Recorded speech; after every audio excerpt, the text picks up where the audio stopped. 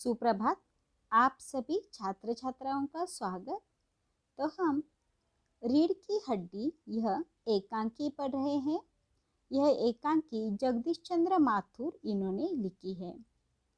प्रस्तुत अति प्रसिद्ध एकांकी में एकांकीकार जगदीश चंद्र माथुर ने तत्कालीन समाज में स्त्री शिक्षा के विषय में लोगों की दकियानुसी विचारधारा पर प्रकाश डाला है। उमा के द्वारा स्त्रियों की भावनाओं को महत्व दिया गया है। नारी के सम्मान का मुद्दा उठाया गया है। तो ये जो एकांकी है रीढ़ की हड्डी, इसके मुख्य पात्र है उमा, रामस्वरूप, प्रेमा, शंकर, गोपाल प्रसाद और रतन। तो देखो, उमा जो है वह रामस्वरूप और प्रेमा इनकी बेटी है और शंकर जो है वह गोपाल प्रसाद जी का बेटा है। तो उमा को देखने के लिए लड़के वाले आए हैं। इस प्रसंग का वर्णन इस एकांकी में किया गया है। तो शंकर और गोपाल प्रसाद जी उमा को देखने के लिए आए हैं। तो शंकर जो लड़का है वह बीएससी तक पढ़ा हुआ है और वहाँ से आगे की पढ़ाई वह लखनऊ में मेडिकल कॉलेज में कर रहा है। वह खुद पढ़े लिखे हैं, फिर भी उन्हें कम पढ़ी लिखी लड़की चाहिए और इसीलिए रामस्वरूप जी उमा को ढंग से आने के लिए कहते हैं, ढंग से तैयार होकर आने के लिए वह कहते हैं और फिर उनमें बातचीत शुरू हो जाती है। बातचीत में ही वह गोपाल प्रसाद के लिए चाय लेकर आते हैं और पूछते हैं, आपको विलायती चाय पसंद है या हिंदुस्तानी? तो गोपाल प्रसाद जी कहते हैं, नहीं नहीं साहब, मुझे आधा दूध और आधी चाय दीजिए और ज़रा चीनी भी ज़्यादा डालिएगा। चीनी का मतलब है शक्कर। तो शंकर फिर इस बात पर खंकार कर बोलता है, सुना है सरकार अब ज़्यादा चीनी लेने वालों पर टैक्स लगाएगी। तो शंकर बताता है कि जो ज़्यादा चीनी खरीदेगा उसे अब टैक्स लगाने वाली है सरकार। तो यहाँ तक हमने ये एकांकी पढ़ी है। तो आइए देखते हैं यहाँ से आगे की एकांकी। तो शंकर की इस बात पर कि सरकार अब ज़्यादा चीनी लेने वालों पर टैक्स लगाएगी, तो इस पर गोपाल प्रसाद जी कहते हैं, चाय पीते हुए, यानी वह चाय पी रहे हैं, वह कहते हैं, सरकार जो चाहे सो कर ले, पर अगर आमदनी करनी है तो सरकार को बस एक ही टैक्स लगाना चाहिए। तो गोपाल प्रसाद जी की नज़र से किस बात पर टैक्स लगाना चाहिए, इस बात पर रामस्वरूप जी शंकर को प्याला पकड़ाते हुए, यानी शंकर को चाय देते हुए रामस्वरूप जी कहते हैं, वह क्या? तो गोपाल प्रसाद कहते हैं, खूबसूरती पर टैक्स। रामस्वरूप और शंकर हंस पड़ते हैं, यानी जैसे ही गोपाल प्रसाद बोलते हैं कि खूबसूरती पर टैक्स लगाना चाहिए, इस बात को सुनकर रामस्वरूप और शंकर हंस पड़ते हैं। तो गोपाल प्रसाद जी आगे कहते हैं, मजाक नहीं साहब, यह ऐसा टैक्स है जनाब कि देने वाले चू भी न करें। तो यहाँ पर वह कहते हैं कि अगर खूबसूरती पर टैक्स लगाया जाए तो देने वाला भी खुशी से देगा, ऐसा उनका मानना है। तो रामस्वरूप जी कहते हैं जोर से हंसते हुए। अब इस बात पर रामस्वरूप जी को हंसी आती है और वह कहते हैं, वाह वाह, खूब सोचा आपने। वाकई आजकल खूबसूरती का सवाल भी बेअदब हो गया है। हम लोगों के ज़माने में तो यह कभी उठता भी न था। यानी हम लोगों के ज़माने में का अर्थ है कि जब रामस्वरूप जी और गोपाल प्रसाद के ज़माने में उनके शादी ब्याह के जब रिश्ते चल रहे तब की बात वह कर रहे कि उस समय में खूबसूरती को ज़्यादा महत्व नहीं दिया जाता था। और तश्तरी गोपाल की तरफ बढ़ाते हैं और कहते हैं, लीजिए। तो तश्तरी का मतलब है छोटी थाली या थाल। तो उसको शंकर के आगे बढ़ाते, गोपाल की तरफ बढ़ाते हैं और कहते हैं, लीजिए। गोपाल प्रसाद जी समोसा उठाते हुए, यानी जो तश्तरी लाई गई है उस तश्तरी में समोसे हैं, तो गोपाल प्रसाद जी समोसे उठाते हैं और कहते हैं, कभी नहीं साहब, कभी नहीं। यानी उस समय में ऐसा कोई सवाल नहीं था, ऐसा उनका कहना है। तो रामस्वरूप जी शंकर की तरफ मुखातिब होकर, यानी शंकर की तरफ देखकर रामस्वरूप जी उसे पूछते हैं, आपका क्या ख्याल है शंकर बाबू? तो शंकर पूछता है किस मामले में? रामस्वरूप जी कहते हैं यही कि शादी तय करने में खूबसूरती का हिस्सा कितना होना चाहिए। यानी अब देखो वह जो लड़का है शंकर, उससे वह सवाल करते हैं कि खूबसूरती का हिस्सा शादी तय करते वक्त कितना होना चाहिए। तो गोपाल प्रसाद जी बीच में ही, यानी सवाल पूछा गया है शंकर से, लेकिन बोलते हैं गोपाल प्रसाद जी। वह कहते हैं यह बात दूसरी है बाबू रामस्वरूप। मैंने आपसे पहले भी कहा था लड़की का खूबसूरत होना निहायत ज़रूरी है, और जायचा तो मिल ही गया होगा।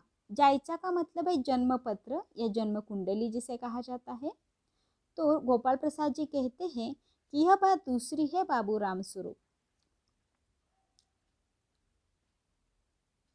मैंने आपसे पहले भी कहा था लड़की खूबसूरत होनी चाहिए। यानी वह बताते हैं कि लड़की खूबसूरत होनी चाहिए, ये बात मैंने पहले ही आपको कही थी, और लड़की का जायचा भी मिल जाना चाहिए, यानी जन्म पत्र भी चाहिए। तो रामस्वरूप जी कहते हैं जी जायचे का मिलना क्या मुश्किल बात है, ठाकुर जी के चरणों में रख दिया, बस खुद ब खुद मिला हुआ समझिए। तो रामस्वरूप जी बताते हैं कि जायचा तो मिला ही है, उसकी कोई मुश्किल नहीं है, और ठाकुर जी के चरणों में रख दिया ऐसा वह कहते हैं, और समझो खुद ब खुद मिला हुआ समझिए, ऐसा वह रामस्वरूप जी गोपाल प्रसाद को कहते हैं। शंकर भी हंसता है, मगर गोपाल प्रसाद गंभीर हो जाते हैं।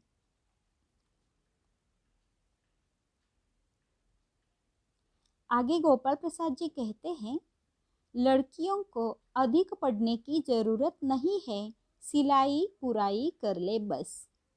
तो देखो यहाँ पर वह क्या करना चाहते हैं, लड़की कैसी होनी चाहिए बताते हैं, उनकी सोच यहाँ पर बताई है गोपाल प्रसाद जी की।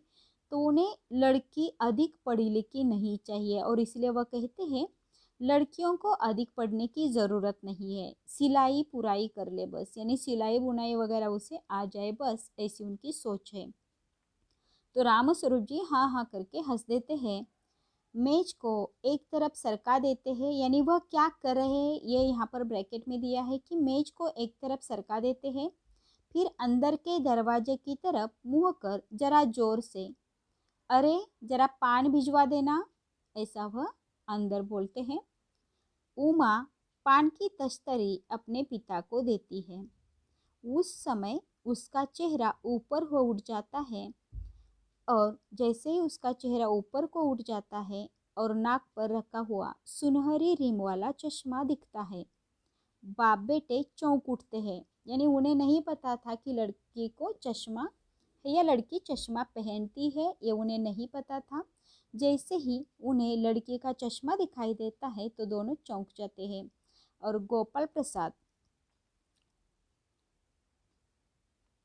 और शंकर दोनों एक साथ बोलते हैं चश्मा।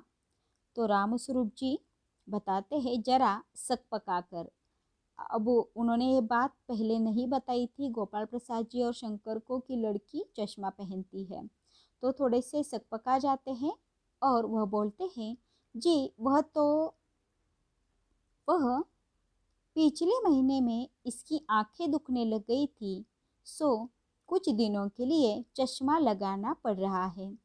तो वह बताते हैं देखो पिछले महीने उमा की आंखें दुखने लग गई थी, और इस वजह से उसे कुछ दिनों के लिए चश्मा पहनना पड़ रहा है। तो गोपाल प्रसाद जी कहते हैं पढ़ाई वढ़ाई की वजह से तो नहीं है कुछ, यानी उसने पढ़ाई लिखाई की इस वजह से तो चश्मा नहीं लगा, ऐसा सवाल वह पूछते हैं। रामस्वरूप जी बोलते हैं नहीं साहब, वह तो मैंने अर्ज किया ना, यानी पढ़ाई लिखाई की वजह से नहीं हुआ ऐसा वह कहते हैं। गोपाल प्रसाद जी कहते हैं संतुष्ट होकर कुछ कोमल स्वर में बैठो बेटी, यानी हूँ कर देते हैं, और उसके बाद प्यार से उमा को बोलते हैं कि बैठो बेटी। रामस्वरूप कहते हैं वहाँ बैठ जाओ उमा।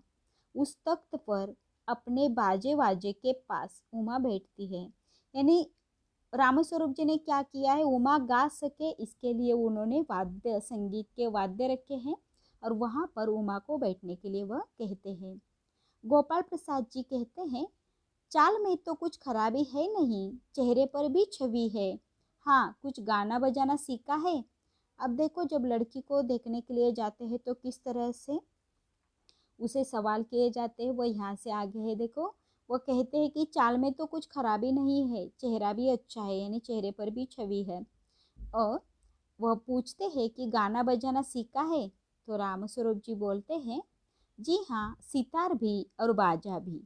सुनाओ तो उमा एक आध गीत सितार के साथ। यानी रामस्वरूप जी उमा को कहते हैं कि कोई एक गीत गाकर सुनाओ सितार के साथ।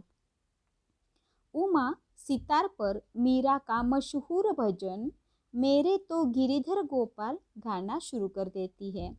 यानी जैसे ही रामस्वरूप जी उमा को बताते हैं गाने के लिए, तो उमा जो मीरा का प्रसिद्ध भक्ति गीत है मेरे तो गिरिधर गोपाल, वह गाना शुरू कर देती है। उसकी आंखें शंकर की झंपती सी आंखों से मिल जाती है और वह गाते गाते एक साथ रुक जाती है। यानी गाते वक्त उमा की नज़र जैसे ही शंकर पर पड़ती है, वह चौंक जाती है और वह गाना आगे नहीं गाती, वह रुक जाती है।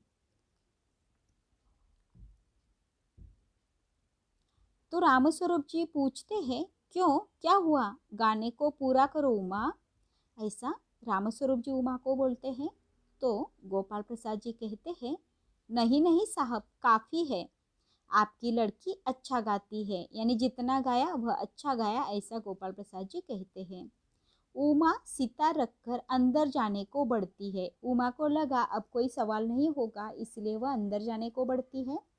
तो गोपाल प्रसाद जी कहते हैं, अभी ठहरो बेटी। रामस्वरूप जी कहते हैं, थोड़ा और बैठी रहो उमा। उमा बैठती है। गोपाल प्रसाद जी उमा से पूछते हैं, तो तुमने पेंटिंग वेंटिंग भी सीखी है। उमा चुप, उमा कुछ नहीं बोल रही। उमा के लिए अगला सवाल है देखो, कि तुमने पेंटिंग वेंटिंग भी सीखी है। तो रामस्वरूप जी ही बोलते हैं, हाँ, वह तो मैं आपको बताना भूल ही गया। यह जो तस्वीर टंगी हुई है कुत्ते वाली, इसी ने बनाई है। और वह उस दीवार पर भी, यानी जो घर में लगी हुई तस्वीरें हैं, वह दिखाते हैं रामस्वरूप जी गोपाल प्रसाद को और बताते हैं कि यह भी उमा ने ही बनाई है। गोपाल प्रसाद जी कहते हैं, यह तो बहुत अच्छा है, और सिलाई वगैरह है। अब देखो अगला प्रश्न क्या पूछते हैं गोपाल प्रसाद जी, यह तो बहुत अच्छा है और सिलाई वगैरह। अब देखो पहला उन्होंने कितने सारे सवाल उससे पूछ रहे, गीत गाना आता है क्या, फिर उन्होंने पूछा पेंटिंग वेंटिंग सीखी है क्या, और अब आगे वह पूछते हैं कि सिलाई वगैरह कुछ आता है क्या। तो रामस्वरूप जी बोलते हैं, सिलाई तो सारे घर की इसी के जिम्मे रहती है, यहाँ तक कि मेरी कमीज़ें भी। और हंसते हैं, हाँ हाँ हाँ। यानी रामस्वरूप जी बताते हैं कि ये जो घर की सारी जिम्मेदारी लेती है और घर का कुछ भी सिलाई का काम हो तो वह उमा ही करती है, ऐसा वह कहते हैं। यानी जितने भी सवाल गोपाल प्रसाद जी ने उमा को पूछे, उन सारे सवालों के जवाब रामस्वरूप जी दे रहे हैं। तो आगे गोपाल प्रसाद जी बोलते हैं, ठीक, लेकिन हाँ बेटी, तुमने कुछ इनाम बीनाम भी जीते थे। अब देखो वह अगला सवाल पूछते हैं कि तुमने कुछ इनाम बीनाम भी जीते थे। उमा चुप, रामस्वरूप इशारे के लिए खांसते हैं, लेकिन उमा चुप है। उसी तरह गर्दन झुकाए गोपाल प्रसाद अधीर हो उठते हैं और रामस्वरूप सकपकाते हैं। यानी लड़की कुछ बोल नहीं रही है। लड़की को सवाल पूछा है कि तुमने कुछ इनाम बिनाम भी जीते थे, यानी स्कूल में, ऐसा उनका कहना है। तो उमा को सवाल पूछने पर उमा चुप बैठती है, वह कुछ भी नहीं बोलती। तो इस बात के लिए, उसका सवाल का जवाब सुनने के लिए गोपाल प्रसाद अधीर हो उठते हैं और रामस्वरूप जी सकपकाते हैं, क्योंकि उमा कुछ बोल नहीं रही है। तो रामस्वरूप जी ही बोलते हैं, जवाब दो उमा। गोपाल से, यानी उमा को इतना ही कहते हैं वह कि जवाब दो, और फिर गोपाल जी से वह कहते हैं, हाँ हाँ, जरा शर्माती है, इनाम तो इसने, इतना ही बोलते हैं। यानी वह गोपाल प्रसाद जी को बताते हैं कि उमा शर्मा रही है और इस वजह से वह बोल नहीं रही है। तो गोपाल प्रसाद जी बोलते हैं जरा रूखी आवाज में, यानी गोपाल प्रसाद जी कैसे बात कर रही है देखो, तो जरा इसे भी तो मुंह खोलना चाहिए, यानी वह कुछ बोल नहीं रही। इस ये बात गोपाल प्रसाद जी को अच्छी नहीं लगी, तो वह जरा रूखी सी आवाज में कहते हैं जरा इसे भी तो मुंह खोलना चाहिए। रामस्वरूप जी कहते हैं उमा देखो आप क्या कह रहे हैं, जवाब दो न। आप यानी कौन? गोपाल प्रसाद। तो रामस्वरूप जी उमा को समझाते हैं, उसे कहते हैं कि आपसे क्या कहा जा रहा है उसका जवाब दो। उमा हल्की लेकिन मजबूत आवाज में, अब देखो उमा बोलती है, वह कहती है क्या जवाब दूं बाबूजी? जब कुर्सी मेज बिकती है तब दुकानदार कुर्सी मेज से कुछ नहीं पूछता, सिर्फ खरीदार को दिखला देता है। पसंद आ गई तो अच्छा है, वरना अब देखो ये कितना महत्वपूर्ण वाक्य बोलती है उमा कि मैं क्या सवाल का जवाब दूं, क्योंकि उसे इस तरह के सवाल जो पूछे गए वो उसे बिल्कुल पसंद नहीं आए। और वह कहती है कि जब हम दुकान में कुछ खरीदारी करने के लिए जाते हैं निर्जीव वस्तुओं की, इसलिए वह उदाहरण देती है कुर्सी और मेज का। वह पूछती है कि कुर्सी मेज जब बिकती है तब दुकानदार कुर्सी मेज से कुछ नहीं पूछता और सिर्फ खरीदार को दिखला देता है। यानी जैसे कि निर्जीव वस्तुएं होती है उनको जब हम खरीदने जाते हैं तो उन वस्तुओं को कुछ नहीं पूछते, जो मालिक है उसी से पूछकर उससे खरीद कर लेते हैं। पसंद आ गई तो अच्छा है, वरना छोड़ देते हैं, ऐसा उमा का कहना है। यानी उमा को ऐसा लग रहा है कि उसे एक निर्जीव वस्तु की तरह माना जा रहा है और ये जो सवाल किए जा रहे हैं वो सवाल भी उसे पसंद नहीं है।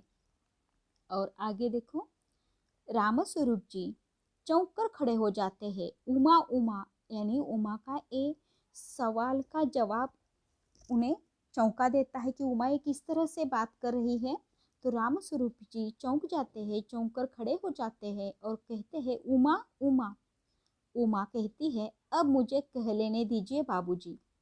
अब उमा से सहन नहीं हो रहा इस तरह के सवाल, तो वह कहती है अब मुझे बोलने दीजिए। गोपाल प्रसाद जी ताव में आकर, अब गोपाल प्रसाद जी को ऐसे सवाल का जवाब जब उन्होंने उमा से सुना तो वह गुस्सा हो गए। ताव में आकर यानी गुस्से में आकर, बाबू रामस्वरूप आपने मेरी इज्जत उतारने के लिए मुझे यहाँ बुलाया था? यानी इस तरह का सवाल गोपाल प्रसाद जी रामस्वरूप से करते हैं कि क्यों आपने मुझे मेरी इज्जत उतारने के लिए यहाँ बुलाया था? उमा कहती है तेज आवाज में, अब देखो उमा भी गुस्सा हो गई है, वह तेज आवाज में यानी जोर से आवाज में वह कहती है जी हाँ, और हमारी बेइज्जती नहीं होती जो आप इतनी देर से नापतोल कर रहे हैं। तो देखो उमा किस तरह से बातचीत करती है कि वह कहती है क्या हमारी बेइज्जती नहीं होती जो आप इतनी देर से नापतोल कर रहे हैं? तो शंकर कहता है बाबूजी चलिए, यानी शंकर समझ गया जो कुछ भी दिखाई दे रहा है कि उमा किस तरह से बात कर रही है और वह इस तरह से बात क्यों कर रही है वह आगे है। देखो कि वह शंकर को पहचानती थी और इसीलिए जिस जैसे उसने शंकर को देखा था तो वह उसने गीत गाना बंद कर दिया था। तो गोपाल प्रसाद जी आगे कहते हैं क्या तुम कॉलेज में पढ़ी हो?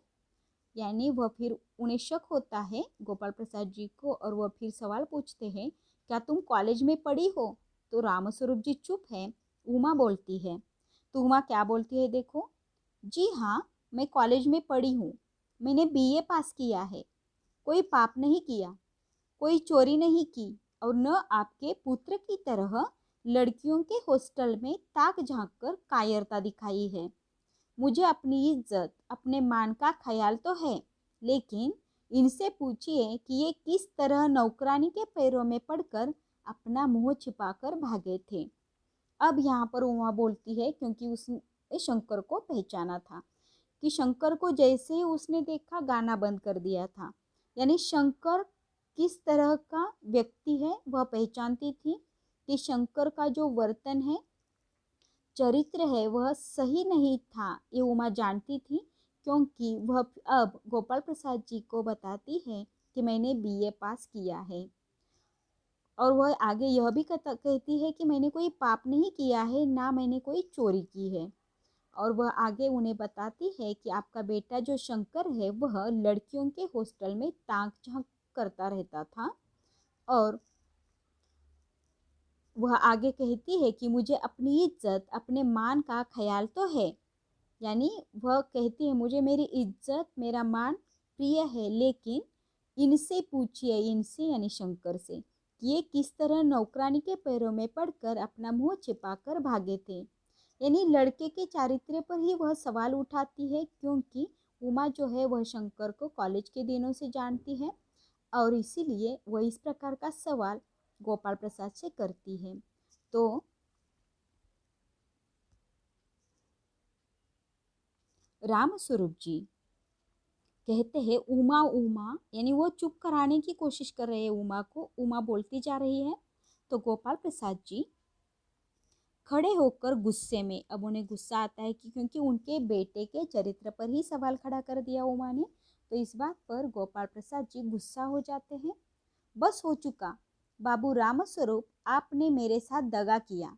आपकी लड़की बीए पास है और आपने मुझसे कहा था कि सिर्फ मैट्रिक तक पढ़ी है।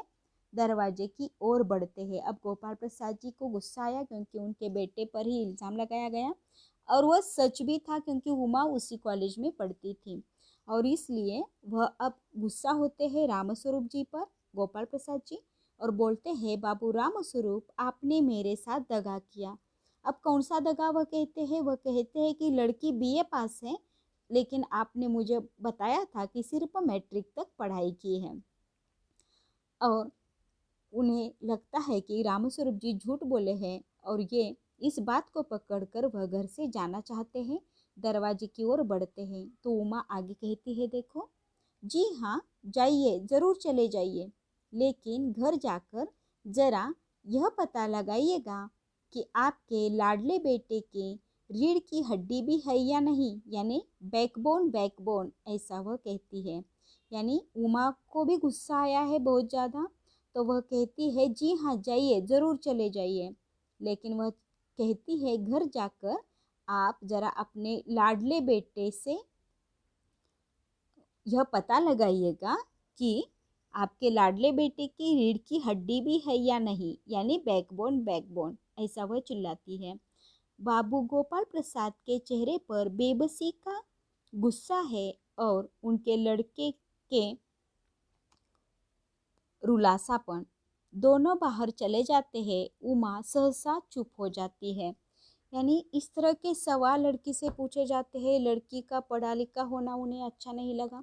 तो ये लड़कियों का पढ़ा लिखा होना कितना मायने रखता है, और लड़की का पढ़ा लिखा होने की महत्व, यानी लड़की कितनी पढ़ी लिखी होनी आवश्यक है, इसका महत्व समझाती है ये एकांकी। अगर उमा पढ़ी लिखी नहीं होती तो ऐसा लड़का जो चरित्रहीन है, ऐसे लड़के के साथ उसकी शादी हो जाती। और इसीलिए यहाँ पर जब लड़के के चरित्र पर ही सवाल उठता है, तो लड़के के जो पिताजी है गोपाल प्रसाद जी, वह गुस्से से वहाँ से चले जाते हैं, और ये जो एकांकी है रीढ़ की हड्डी, ये यहाँ पर समाप्त होती है। तो ये जो एकांकी है रीढ़ की हड्डी, ये भोर का तारा एकांकी संग्रह से ली गई है। तो फिर मिलते हैं अगले लेक्चर में, तब तक के लिए धन्यवाद।